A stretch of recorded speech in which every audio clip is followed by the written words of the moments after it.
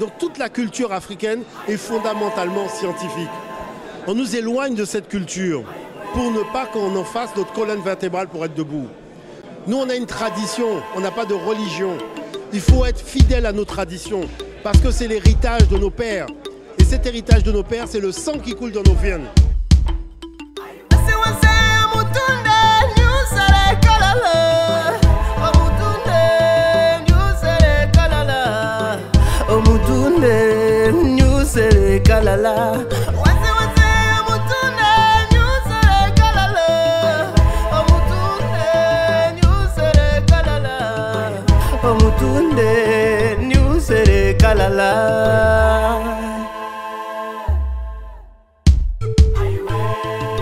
L'obscurité envahit l'univers, les temps s'arrêtent, les grandes eaux débordent, le soleil explose, la terre se déchire, envahie par un tourbillon de vents spectaculaires qui emporte l'âme du grand guerrier de la Renaissance africaine.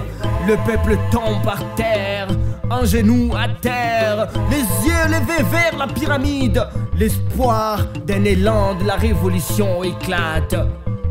Plus de père, gagnons la guerre, car l'âme du grand pharaon Omotunde rejoint la légion ancestrale de Cheikh Anta Diop, Marquis Garvey, Lumumba, Kimpavita, Kwame Nkrumah, Sankara, Chadwick Boseman et les autres soldats de la révolution kamite. Omotunde, Omotunde, tu es le Kalala du peuple noir.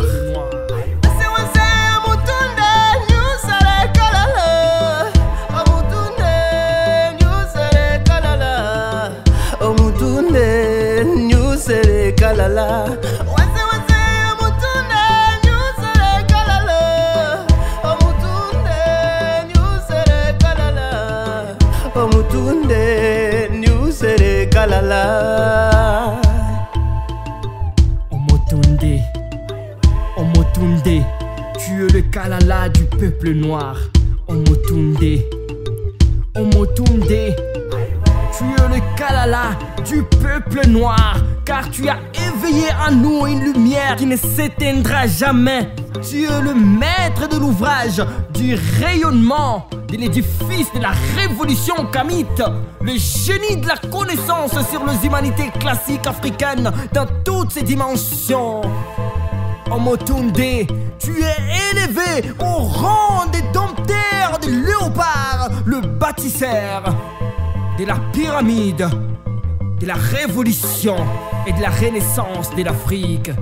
Donc, la relève de l'Afrique passe par la relève des individus. N'oubliez pas que dans le dos, il y a ça, la colonne vertébrale. La colonne vertébrale, ce n'est pas simplement pour tenir le corps. Il y a une colonne vertébrale pour tenir le mental aussi. Et si on n'a pas de colonne vertébrale mentale, on ne sera jamais debout. On sera manipulable et manipulé par l'extérieur.